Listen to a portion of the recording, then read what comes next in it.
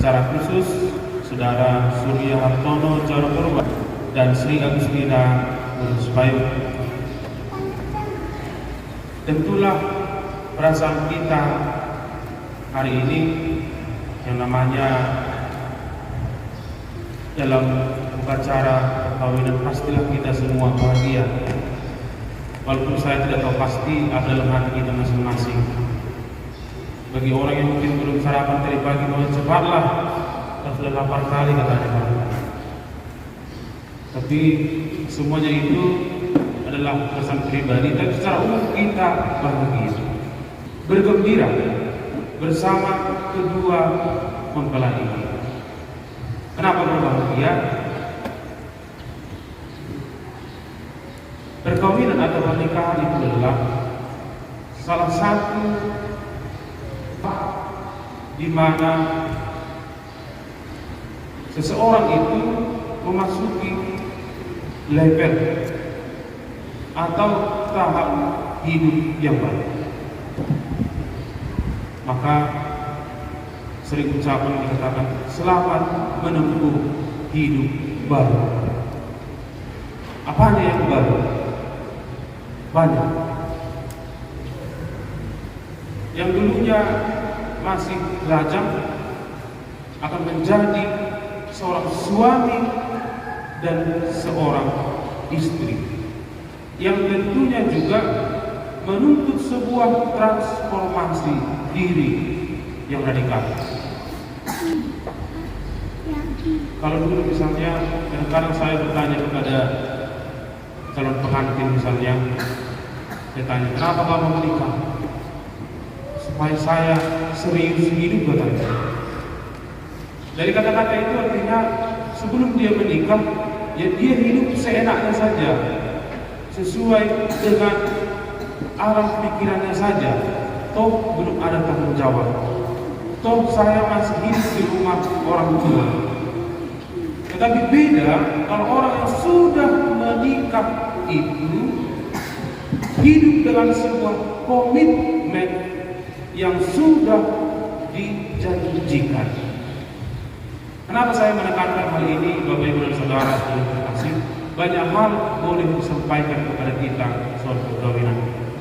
Tetapi kalau kita dengan baik, entah soal perbedaan teologi dalam gereja apapun, tapi yang kita lihat bagian atau jatah dalam upacara ini yang diberikan kepada pengantin ini hanya 5 menit. Selebihnya kita yang banyak bernyanyi, kita yang banyak berdoa, tapi kesempatan untuk mereka hanya 5 menit untuk tampil di hadapan kita, untuk berbicara di hadapan kita. Boleh kita buat banyak kor, misalnya 10-20, tidak apa-apa, tapi kor itu tidak menambah apa-apa. Boleh kita berdoa panjang-panjang, tapi doa itu tidak menambah apa-apa pun. Karena apa? Yang menjadi inti dari perayaan ini adalah pernyataan atau pengucapan janji setia satu sama lain. Itu intinya. Dan itu hanya cukup diucapkan tidak lebih dari 5 menit. Maka seandainya walaupun Bapak Ibu tidak hadir di sini, cukup kami bertiga tambah 2 orang lagi saksi, sah perkawinan ini. Sah. Misalnya tidak setuju misalnya keluarga Purba, tidak setuju juga rupanya keluarga Sipayu, tidak apa-apa. Kalau mereka sudah mau menikah tidak apa-apa. Lain nanti urusan adat, tapi secara hukum, secara gereja, orang yang sudah berumur 21 tahun itu tak setuju tidak setuju orang tuanya tak bisa melangsungkan perkawinan. Kalau kita baca undang-undang nomor 17 tentang perkawinan. Apa yang saya sampaikan dengan itu, Bapak Ibu dan Saudara-saudari yang terkasih? Dalam teks kita dibuat judulnya Tata Perayaan Sakramen Perkawinan, yang mau menunjuk, mau mengatakan bahwa ya walaupun mungkin kalau dalam pemikiran kita sering gereja pemberkatan perkawinan. Kalau sekarang misalnya, bicara kita kali masuk anak ta, masuk juga misalnya. Aduh, kalau masuk di bagas gereja. Tapi dalam gereja Katolik tidak memakai istilah pemberkatan. Kenapa? Bukan berkat, bukan doa yang menyatukan mereka, tetapi janji yang mereka ucapkan satu sama lain, itulah yang mengikat mereka. Kemarin kami membuat perjanjian dengan mereka, namanya Surya, Hartono, Jaro, Purba, orangnya satu. Purba sajalah, karena banyak kali namanya. Oke Bang Pur, Sri juga. Apa sudah hafal yang saya katakan kemarin? Bagus. Kenapa Bapak Ibu dan Saudara terkasih? Dalam bacaan pertama yang disampaikan dalam kitab Kejadian, perkawinan itu adalah sesuatu yang sungguh-sungguh mulia, sesuatu yang sungguh-sungguh berharga. Kenapa? Apalagi untuk orang Katolik misalnya kan, orang Katolik berpikir pastor itu hebat ya, bisa tidak menikah. Bukan di situ letak kehebatannya. Tetapi Bapak Ibu dan Saudara yang terkasih, entah mau jadi pastor pun, entah menikah, ini sama-sama melakukan ataupun melaksanakan kehendak Tuhan. Maka kalau boleh saya katakan, bukan lebih hebat orang yang menjadi pastor itu daripada orang yang menikah, tidak lebih hebat. Sama di hadapan Tuhan. Kita hanya memainkan tugas dan peranan kita masing-masing sesuai dengan Tuhan. Kenapa saya katakan seperti itu? Kemarin Pak Sihalo di ujung sana. Saya tidak tahu apakah nanti Pak Halo ini menjawab jujur atau tidak. Pak Halo itu guru baru ya? Sudah berapa tahun menikah Pak Halo? Sudah ada 25? 20 tahun. Seperti di pertanyaannya Pak Halo, selama menjalani perkawinan 20 tahun lamanya, apakah hanya itu guru baru ini yang Bapak sukai? Sesudah menikah maksudnya, tidak adakah niat untuk misalnya ada nanti guru tarikan di sana, ada di sana guru gitri, ada di sana guru purba lagi, guru shalom lah, ada lagi di sana nanti guru apa lagi? Apakah tidak tertarik lagi melihat guru-guru yang lain? Tidak, berbohong Bapak itu, berbohong dia. Atau karena di sini Ibu tertarik itu pasti, namanya manusia. Kalau ada kata yang tidak tertarik itu bohong itu. Jangankan bapak-bapak, ibu-ibu juga misalnya. Apalagi suaminya sudah kumal-kumal, malas, mandi, bau lagi, gosok gigi pun tidak mau. Coba buktinya saja misalnya, kenapa ibu-ibu suka nonton film Korea misalnya? Kenapa? Karena tampak bintang-bintangnya itu, aktor-aktornya itu bersih, tampak, segar, sama. Saya pun sebagai bapak yang masih muda misalnya, pasti suka melihat wanita, suka. Entah dia memburu apa, memburu purba, memburu saragi, suka kita melihat. Tapi apa yang membatasi rasa suka kita itu? Komitmen atau janji yang kita ucapkan itu. Hanya itu Bapak Ibu dan Saudara yang terkasih. Maka kalau ada orang yang selingkuh itu karena berarti dia apa? Mengkhianati janjinya, itu saja. Dan saya berkali-kali memberkati perkawinan di sini, saya selalu bertanya, siapa di sini Bapak Ibu yang masih ingat janji perkawinannya? Tidak ada yang ingat. Kalau saya katakan waktu itu, kalau ada yang ingat, saya kasih 1 juta. Tidak ada yang berani, karena memang tidak ada yang ingat. Maka Bapak Ibu dan Saudara yang terkasih, perkawinan itu adalah berjanji. Kalau dikatakan perjanjian berarti ada yang berjanji, ada isi perjanjian. Nanti akan kita dengarkan janji mereka. Saya Surya Hartono Djaro Purba memilih engkau Sri Agustina Sipayo menjadi istriku. Aku berjanji setia kepadamu, dan selanjutnya. Dan hanya itulah, hanya kata-kata itulah yang menyatukan mereka berdua. Ya nanti secara ada ditambahi lagi dengan apa yang harus dibayar, apa yang harus dilaksanakan. Tapi secara gereja hanya itulah yang menikah. Maka Bapak Ibu dan Saudara sedang terkasih, kalau kita sadar sebenarnya bahwa manusia dari sononya dikatakan mudah ingkar janji. Itulah kelemahan kita manusia. Tetapi kalau seorang suami dan istri itu selalu ingat akan janjinya untuk setia, untuk menghormati suaminya, untuk mengasihi suaminya, mengasihi istrinya, pasti dia akan melakukan kebaikan kepada suami dan istri. Tetapi kalau orang tidak setia akan janjinya, bagaimana dia bisa menghormati istrinya, menghormati suaminya? Dia yang berjanji, saya mengasihi engkau katanya, tapi kalau mabuk dia tangannya lurus-lurus saja gini, buka pintu, kan gitu dia. Saya setia kepadamu, tapi tidak pernah ditemaninya suaminya atau istrinya.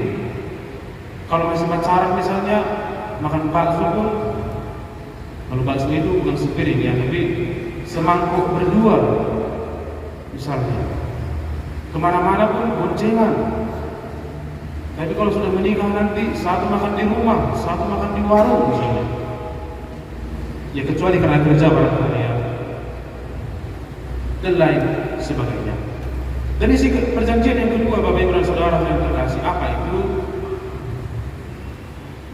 Bahwa dalam kitab perjanjian dikatakan tadi, beranak cuculah dan bertambah banyaklah, penuhilah bumi dan segala isinya. Tetapi kalau kita baca lagi isi perjanjian itu, Bapak Ibu dan Saudara yang terkasih, tak ada disinggung bahwa harus ada anak dalam perkawinan. Maka dalam 12 Korintus dikatakan, bila jumpa kamu rasa matawari, suci para sedang bermaya, jumpa dan dilaga sedang digeru dikatakan. Lepas itu lebih seru dikatakan, bintang narumiris opun nar sumoro, saya tubuh merihabu, anak beris guru petoro eman, alai mulu di bagasan gereja. Ada anak, syukur kepada Allah. Tidak ada anak juga, syukur kepada Allah. Karena apa Bapak Ibu dan Saudara yang terkasih? Kita baca di teks kita itu, apa isi perjanjiannya? Isi perjanjiannya dikatakan, saya memilih engkau menjadi istri saya. Saya berjanji setia mengabdikan diri kepadamu dalam untung dan malam, di waktu sehat dan sakit. Saya mau mengasihi dan menghormati engkau sepanjang hidup saya. Karena apa? Ketika misalnya tidak ada anak itu, rasanya gampang sekali membubarkan perkawinan, atau tidak ada anak yang bertanggung jawab. Apalagi misalnya nanti orang tua, ya sudah lama tidak ada nanti hukum, carilah yang lebih ini dan ini dan ini. Tidak suci mengatakan bahwa seperti katakan dalam Efesus tadi, bahwa kita harus saling mengasihi. Secara khusus perkawinan itu adalah perjanjian untuk hidup bersama dengan anugerah-anugerah yang dihadirkan. Yang terakhir, Bapak Ibu dan Saudara sudah terkasih, apa yang terakhir? Tidak usah berpanjang-panjang saya kira, bahwa sudah kodratnya manusia, tidak hanya manusia, mau sepeda motor, mau mobil, mau handphone pun, tampak turunnya akan semakin buruk, akan semakin jelek. Entah ibu-ibu itu tak masuk salon pun dia setiap hari tak bisa lagi dia secantik anak gadis. Mau kayak mana pun ceritanya. Jadi itu setiap hari operasi plastik, tapi apapun ceritanya tidak bisa. Bapak-bapak misalnya, kalau misalnya bapak-bapak itu kalau masih lajang, tiap hari masih mandi, pakai parfum, pakai minyak rambut. Jadi kalau sudah bapak-bapak berkurang jatah pemakaian minyak rambutnya, pakai kemah untuk sekolah anak-anak. Ya. Apa yang mau saya sampaikan? Seiring dengan bertambahnya waktu, Bapak Ibu dan Saudara yang terkasih, ketampanan, kegagahan, entah suami, kecantikan seorang istri itu akan pudar, akan pudar. Yang dulu cantik akan berkurang kecantikannya, yang dulu tampan akan berkurang ketampanan. Maka disitulah ujian cinta yang pernah diungkapkan. Maka apa kesimpulannya? Tidak usah saya panjang-panjang, saya katakan singkat saja. Seorang suami harus memperhatikan istrinya, titik. Seorang istri harus memperhatikan suaminya, titik. Kenapa? Singkat saja. Siapa lagi yang bisa memperhatikan seorang istri kalau bukan suaminya? Ada orang lain? Tidak ada. Siapa lagi orang yang bisa memperhatikan seorang suami kecuali istrinya sendiri? Tidak ada. Supaya apa? Jangan sampai seorang suami itu cari perhatian kepada orang lain. Sudah mengerti kita maksudnya apa cari perhatian? Supaya jangan sampai seorang istri itu cari perhatian kepada orang lain. Apalagi misalnya curhat-curhat dia kepada mantannya, kepada teman sekolahnya, tidak betul itu. Maka dibutuhkan suatu sikap seorang suami istri itu harus terbuka, harus ada komunikasi yang baik. Contoh misalnya, katakan saja, aku nggak suka kalau pemasak terlalu pedas misalnya. Ataupun istrinya, aku tidak suka kalau ngomong terlalu keras katanya. Walaupun berkelahi juga nanti akhirnya, tidak apa-apa. Saling komunikasi.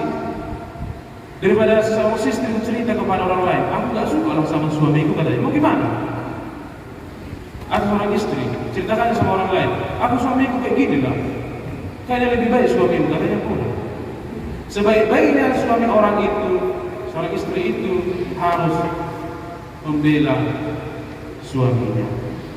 Tidak boleh mengatakan suami orang lebih baik daripada suaminya sendiri. Karena apa? Itu pilihanmu. Ya dalam bahasa kita tidak apa-apa, bisa dikatakan pilihanmu agak kasar. Tapi saya katakan, sejelek-jeleknya seorang istri, sejelek-jeleknya seorang suami itu adalah pilihan sendiri, bukan pilihan orang lain. Maka Bapak Ibu dan Saudara yang terkasih, saya juga tidak tahu bagaimana gentengnya si Jarod ini sampai bisa jatuh cinta di Sri ini. Tapi Sri lah yang tahu. Hal yang sama juga, saya juga tidak tahu. Memang mata saya agak ragu kalau 5 meter seperti ini. Saya juga tidak tahu bagaimana cantiknya si Sri ini sampai Jarod ini bisa tergila-gila dan sampai mengatakan I love you. Apa artinya I love you? I love you itu artinya orang mengakui kehebatan seseorang dan merendahkan dirinya. Pernah ada seorang ibu-ibu, ibu-ibu kan pintar berkata-kata, tapi nggak ada ibu itu di sini. Dilihatnya ada anggrek tangganya, rumah mereka tidak jauh sebenarnya, cuma satu arisan lah. Cantik kali lah anggrekmu ini katanya. dan dia nggak mau kalah. Sama kayak anggrek yang di rumah katanya. Padahal di rumahnya ada rumput, tidak ada anggreknya. Tapi kalau kita misalnya mengakui kehebatan orang lain, itulah orang yang jatuh cinta. Hebat dia. Itu yang buat aku tergiling. Maka dalam bahasa Inggris itu, saya mencintai kamu, aku tidak bisa hidup tanpa. Maka apa?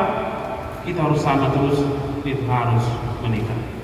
Maka Bapak Ibu dan Saudara yang terkasih, tentulah menikah itu tidak semudah yang saya katakan itu, pasti butuh proses dan perjuangan. Maka dalam itulah kita berdoa bersama juga, semoga saudara dan saudara kita ini tetap utuh dan teguh dalam berbagai. Tuhan memberkati kita semua. Amin.